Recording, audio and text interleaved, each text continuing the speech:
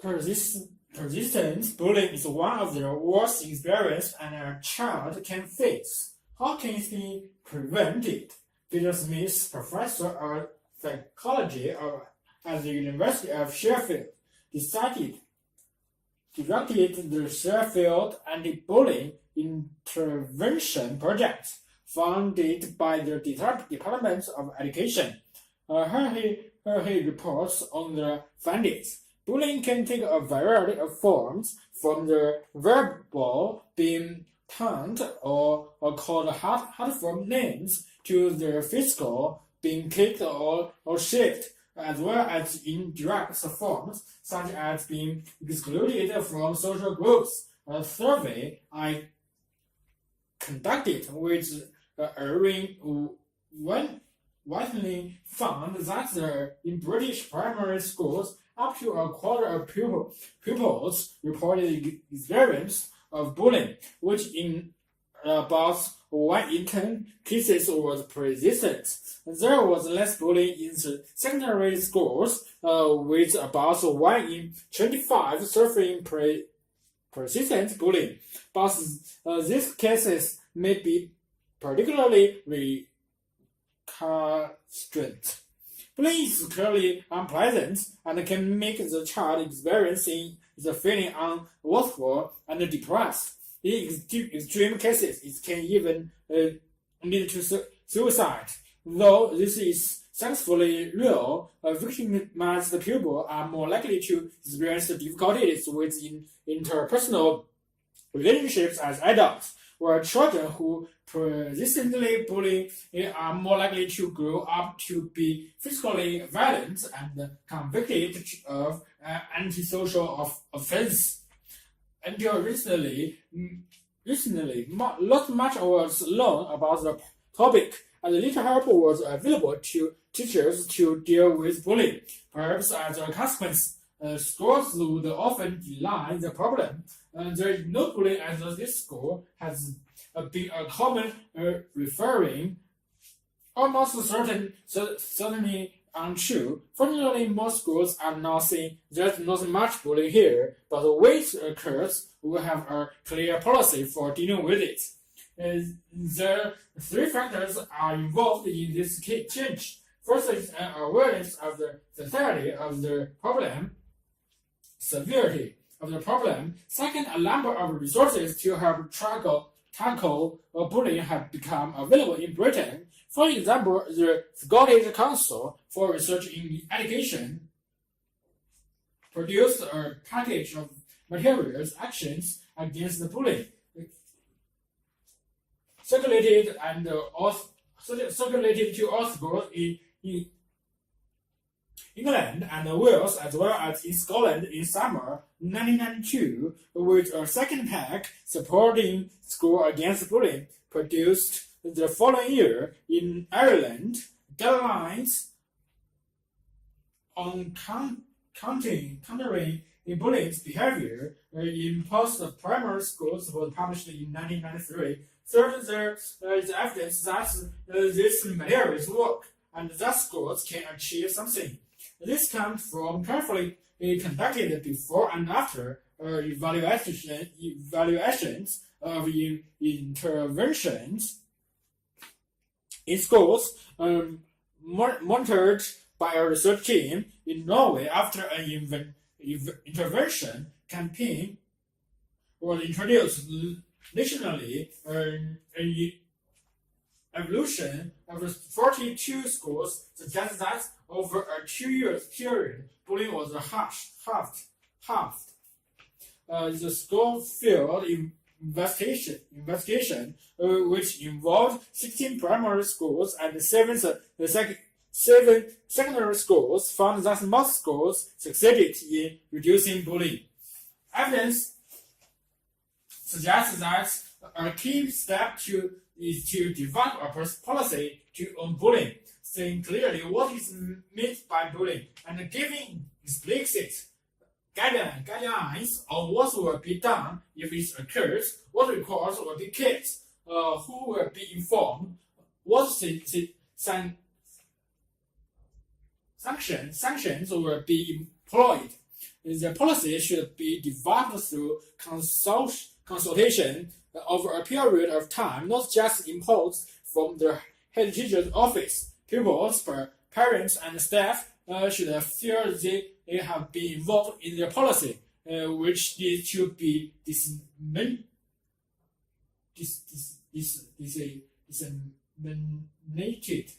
and implemented effectively. Other actions can be taken on back up the policy. There are ways of dealing with the topic through the curriculum using video, drama, and literature.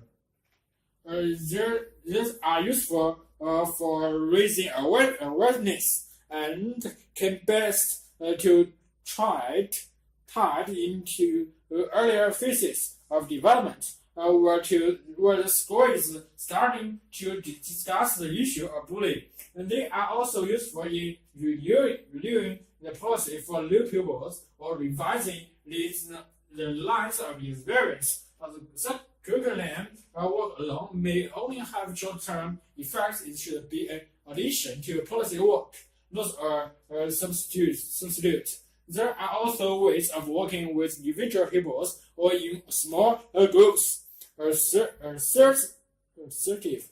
Assertiveness training for pupils who are liable to be victims is worthwhile, and certain approaches to group bullying, such as no blame, can be useful in changing the behavior of bullying pupils without confronting them directly. Also, other sections may be noted for those who continue with persistent bullying. Working in the playground is important too. One helpful step is to train non-time supervisors to distinguish bullying from playful fighting and help them back up conflict. Another possibility is to improve the playground environment so that people are less likely to be leading to bullying from boredom or frustration. With this development, schools can expect that at least the most serious kinds of bullying can largely be prevented. The more efforts put in and the wider the whole school involvement, the more substantial the results are likely to be. The reduction in bullying and the consequent improvement in pupil happiness is surely a worthwhile objective.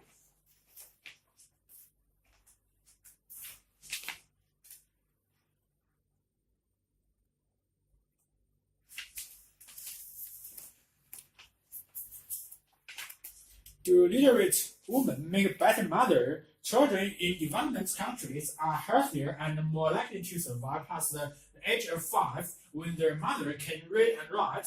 Experts in public health accepted this idea decades ago, but until now, no one has been able to show that the woman's ability to read in itself improves her children's chance of survival.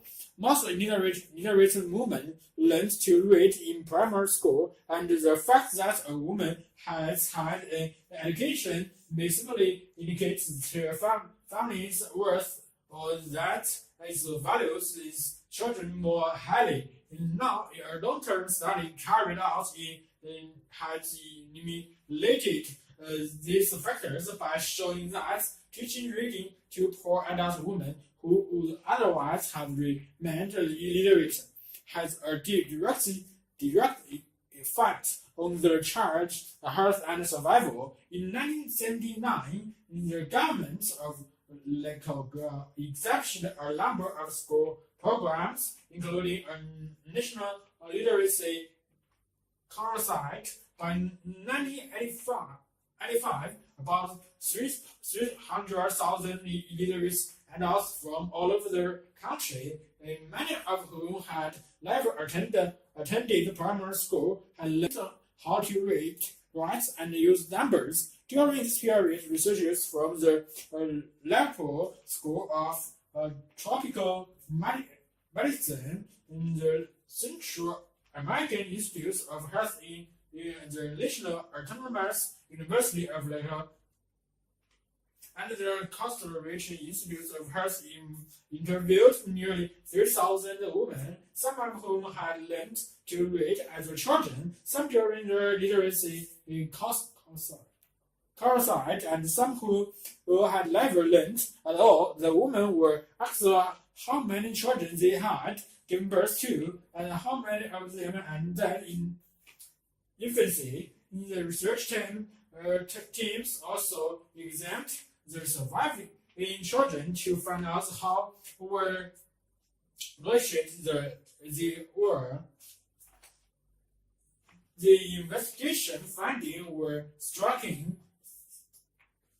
In the mid-1970s, the infants' mortality rates for the children of illiterate mother was around 110 deaths per 1,000 live births. At this point in their lives, those mothers who later would only learn to read had a similar level of child mortality, 105 per 1,000 lives. For women educated in primary school, however, the infant mortality rate was significantly lower, at 80 per 1,000. In 1985, after the national literacy course had ended, the infant mortality figure for those who remained illiterate and for those educated in primary school remained more or less unchanged. For those women who learned to read through the campaign, the infant's mortality rate was 84% per 1,000, an impressive 21 points lower than for those women who were still illiterate. The children of the newly illiterate mothers were also better literate than those of women who could not read. Why are the children of illiterate mothers better off? According to the Peter Stanford of the Liverpool School of Tropical Medicine, one note for certain, children's health was not so on the curriculum during the women's lessons. So he and his colleagues are looking at other factors. They are working with the same group of 3,000 women to try to find out whether reading mothers make better use of hospitals and clinics, also for smaller families, more control at home, or modern child care techniques more quickly, or whether they merely have more respect for their lives, themselves, and their children. The study may have important implication for governments and agencies that need to know where to direct their resources. Stanford says that there is increasing evidence that female education at any age is an important health intervention in its own right. The results of the study lend support to the World Bank's recommendation that education budgets in developing countries should be increased, not just to help the economics, but also to improve child health. We have learned for a long time that mental education is important, says John Cleland of the London Schools of and Tropical Medicine. But we thought that even if we started educating in girls today, we've had to wait a generation for the payoff. The level studies that we may be able to bypass that. Again, was that the parasite was special in many ways and similar companies as well makes lots of work as well. Is monotonous, difficult to teach adults skills that do not have an immediate impact on their everyday lives. And many literacy campaigns in other countries have been much less successful. The growth side was part of a large effort to bring a better life to the people. Since replicating these conditions in other countries will be a major challenge for development workers.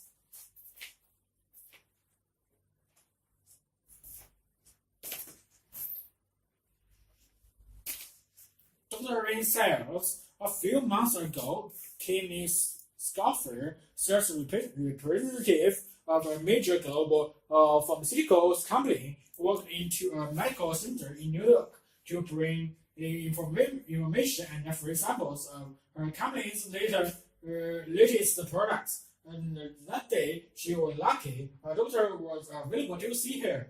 The last rep offered me a trip to Florida. What do you have? The physician asked. He was only half joking. What was on offer that day was a pair of tickets for New York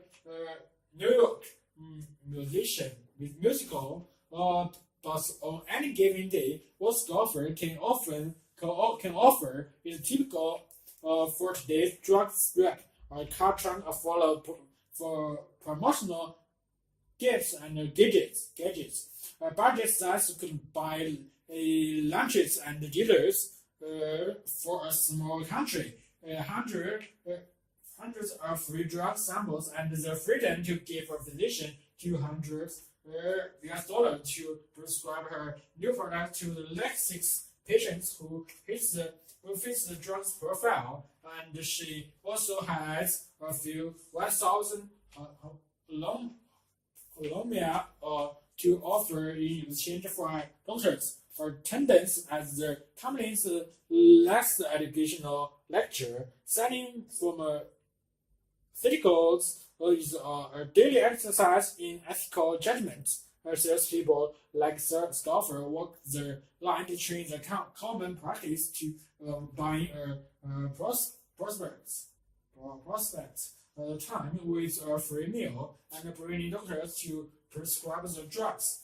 They work in the industry of the age-old children or age question. These also use strategies that don't work. So are doctors to blame for the escalating extravagance of the pharmaceutical marketing, or is it the industry's responsibility to decide to set the boundaries? The explosion in the sheer number of salespeople in the field and the amount of funding used to promote their causes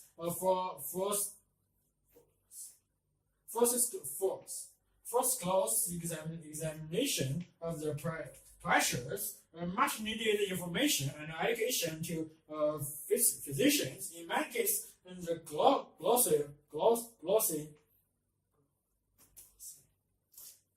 brochures, article reprints, and prescriptions they delivered are primary source of drug education for healthcare givers. With the huge investments, the industry has placed in 50-50 setting.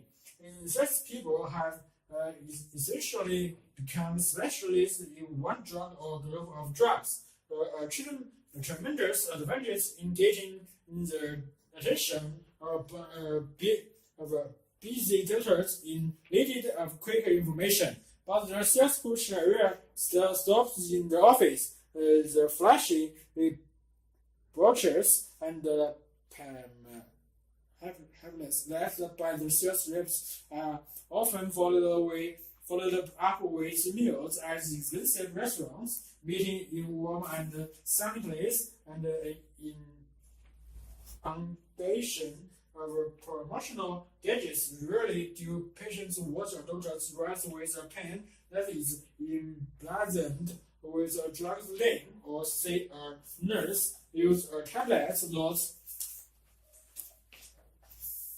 barring a pharmaceutical company's no-go. Millions of dollars are spent by pharmaceutical companies on promotional products like coffee mugs, shirts, umbrellas, and golf balls. Money was spent is hard to tell. I've been the replacements of the golf balls for one company and I use them, but that makes me prescribe the medicine, says one doctor. I tend to think I'm not influenced by what they give me. If examples of new and expensive drugs must be the single most effective ways of getting the doctor and the patients to become loyal to our products. Such people hand out hundreds of dollars worth of samples each week, 7.2 billion US dollars worth of them in 1 year, though a few comprehensive studies have been conducted. One by the University of Washington investigated how drug sample availability affected what physicians prescribe. A total of 131 doctors self-reported their prescribing pattern. The conclusion was that the availability of samples leads them to dispense and prescribe drugs that differed from the preferred drug choice. The bottom line is that pharmaceutical companies as a whole invest more in marketing than they do in research and development, and patients are the ones who pay in the form of skyrocketing in prescription prices. For every pen that's handed out, every free theater tickets, and every steak dealer eaten, in the end, the fact remains that pharmaceutical companies have every right to make profit and will continue to find new ways to increase sales, but as the medical world continues to grapple with what's acceptable and what's not, it is clear that companies must continue to be heavily scrutinized for their sales and marketing strategies.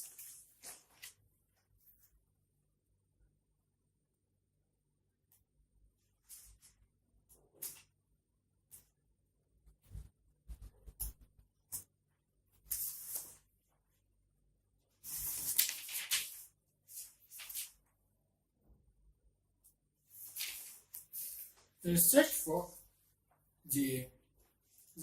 for the anti-aging pill in government's laboratory and elsewhere, scientists are seeking a drug able to prolong life and useful vigor. Studies of caloric restriction are showing the way, as researchers on aging noticed recently. Low treatments on the market today has been provided to slow human aging. The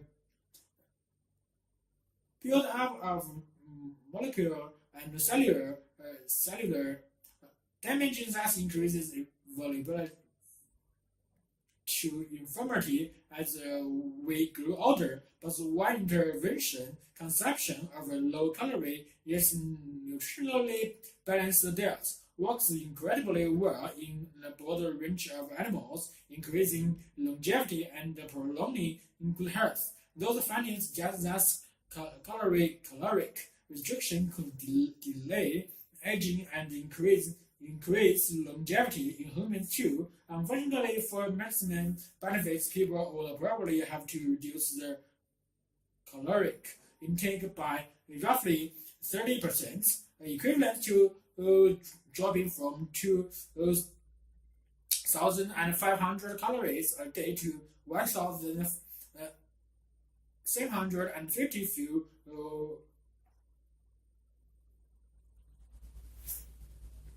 few models could stick to that harsh regime, especially for years to end. But what if someone could create a pill that mimic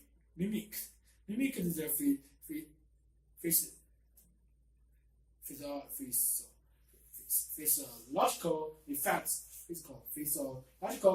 of eating less without actually forcing people to eat less. Could such a caloric restriction mimetic, as we call it, enable people to stay healthy longer, postponing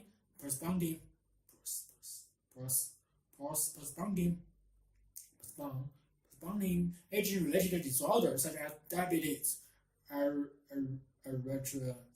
health disease, and cancer. Until various in life, scientists first posed this question in the mid-1990s after researchers came upon a chemical agent that in rodents seemed to reproduce many of caloric restrictions benefits. Low compound that would safely achieve the same fate in people has been found, but the research has been informative and has found how that calorie restrictions in our mimetics can indeed be developed eventually. The benefits of caloric restriction, the harmful their mimetics grew out of a desire to better understand caloric restrictions many effects on the body. Scientists first realized the value of the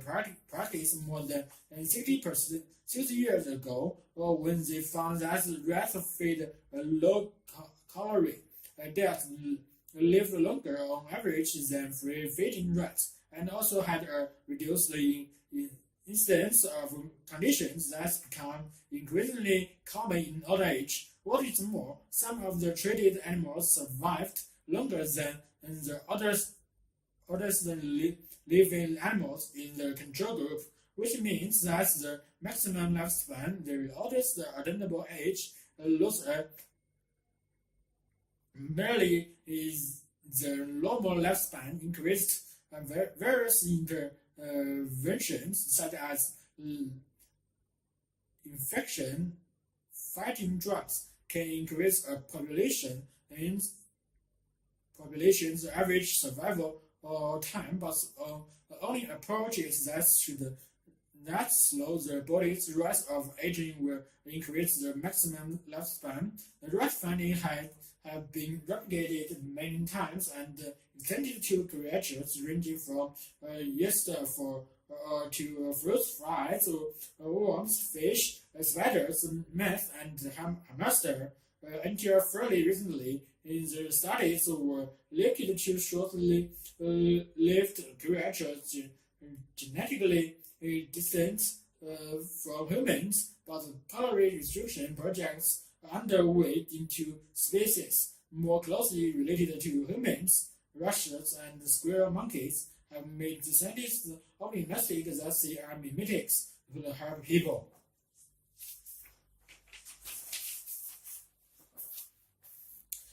The monkey projects demonstrated that compared with control animals, that is normally caloric restriction monkeys have lower body temperatures and low level of pancreatic hormone insulin, and they retain more useful levels of certain hormone that tend to fall with age. The caloric restriction animals also look better on indicators of risk of age-related diseases. For example, they have lower body temperature and treatable levels, signifying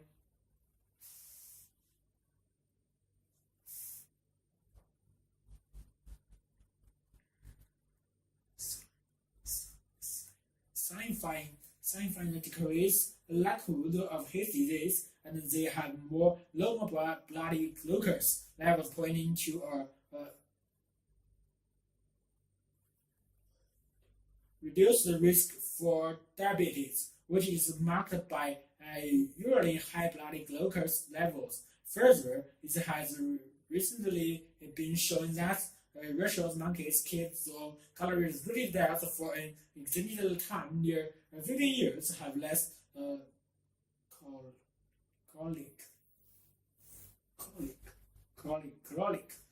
disease.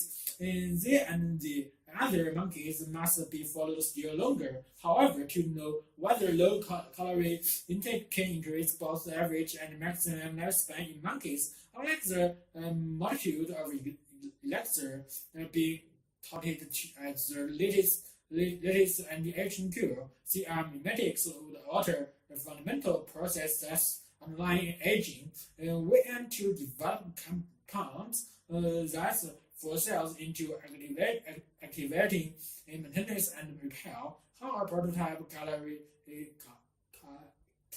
caloric restriction mimetic works. The best studied candidates for caloric restriction mimetic 2DG, 2-deoxide glucose, works by interfering with the way cells process glucose. It has provided toxic as some does in animals and so cannot be used in humans, but it has demonstrated that chemicals can replicate the effect of caloric restrictions. The trick is finding the right one. Cells use the glucose from food to generate ATP. The molecular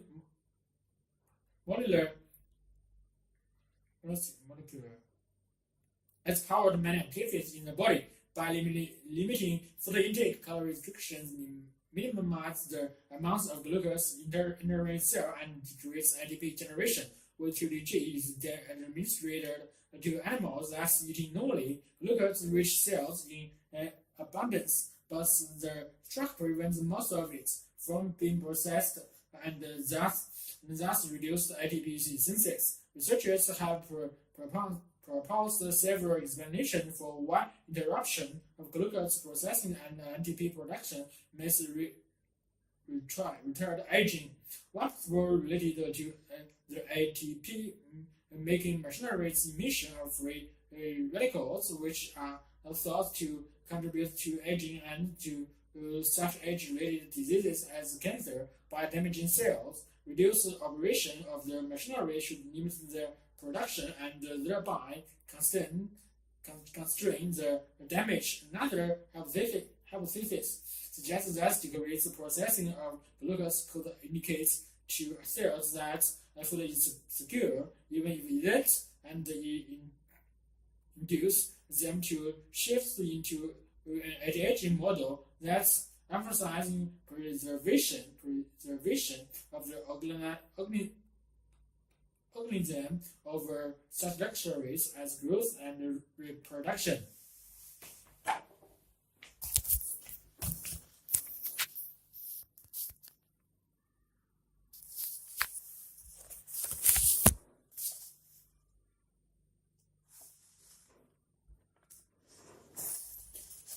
Motivating employees under adverse conditions. The challenge: it is a great deal easier to motivate employees in a growing organization than a declining one. When organizations are expanding and adding personal promotional opportunities, pay rise, and the excitements are being associated with a dynamic organization creates feeling of optimism. Management is able to use the growth of interests and encourage employees when the organization is shrinking. The best and most mobile workers are prolonged to live voluntarily. Unfortunately, the other ones the organization can least afford to lose. Those with high skills and experience, the minor employees remain because their job options are limited. Morale also suffers during decline. People fear they may be the next to be made redundant. Productivity often suffers as employees spend their time sharing rumors and providing one another with moral support rather than focusing on their jobs. For those whose jobs are secure, pay increases are really impossible. Pay cuts unheard of during times of growth may even be imposed. the challenging to management is how the motivated employees under such treatment conditions. The ways of meeting this challenge can be broadly divided into 6 key points, which are outlined below. Key points 1: there is an abundance of evidence to support the motivational benefits that result from carefully matching people to jobs. For example, if their job should be a thought job is running a small business or an autonomous unit within a large business. Larger business high achievers should be sought. However, if their job to be a field with a manager post in a large running organization, candidates who has a high need for power and low need for affiliation should be selected. Accordingly, high achievers should not be put into jobs that are inconsistent with their needs. High achievers will do best when the job provides moderately challenged goals and where there is independence and feedback. However, it should be remembered that not everybody is motivated by jobs that are highly independent, variety, and responsibility. The literature on goal setting theory suggests that managers should ensure that all employees have specific goals and receive comments on how well they are doing in those goals. For those with high achievement needs, typically a minority in any organization, in the external goals is less important because high achievers are already internally motivated. The next factor to be determined is whether the goals should be assigned by a manager or collectively set in conjunction with the employees. The answer to that depends on perceptions of goals, acceptance, and the organization's culture. The resistance of goals is expected. The use of participation in goal setting should increase acceptance. If participation is inconsistent with the culture, however, goals should be assigned if participation and the culture are incongruous.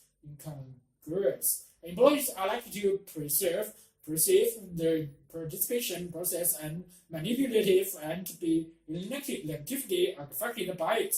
Key points 3: regardless of whether goals are achievable or within management's perception of the employee's ability. If employees see them as unachievable, they will reduce their efforts. Managers must be sure, therefore, that employees feel confident that their efforts can lead to performance goals. For managers, this means that employees must have the capability of doing the job and must regard the process as valid. Since employees have different needs, what acts as a reinforcement for one may not for another. Managers could use their knowledge of each employee to personalize the rewards over which they have control. Some of the more obvious rewards that managers allocate include pay, promotions, autonomy, job scope, and depth, and the ability is particularly participate in goal setting and decision making. 3.5 managers need to make rewards contingent on performance. To reward factors other than performance will only reinforce those or other factors. Key rewards such as pay increases and promotions or advancements should be allocated for the attainment of the employee's specific goals consistent with the mechanism and the impact of rewards. Managers should look for ways to increase their visibility, eliminating their secrecy surrounding pay by openly communicating everyone's remuneration, publicizing performance balance, and allocating annual salary increases in a lump sum rather than spreading them out over an entire year. And examples of actions that will make rewards more visible and potentially more motivating. Key point 6. The way rewards are distributed should be transparent so that employees perceive that rewards or outcomes are equitable and equal to the inputs given. On a holistic level, experience, abilities, or efforts, and other observers inputs should explain difference in play responsibility and other observers outcomes. The problem, however, is complicated by the extensive of dozens of inputs and outcomes and by the fact that employees groups place different degrees of importance on them. For instance, a study comparing cleric and production workers in identified nearly intrinsic inputs and outcomes. The clerical workers considered factors such as quality of work performance and job knowledge near the top of their list, but this were at the bottom of the production workers list. Similarly, production workers thought that the most important inputs were intellectual and personal involvement with task accomplishment. Two factors that were quite low in the importance ratings of the example.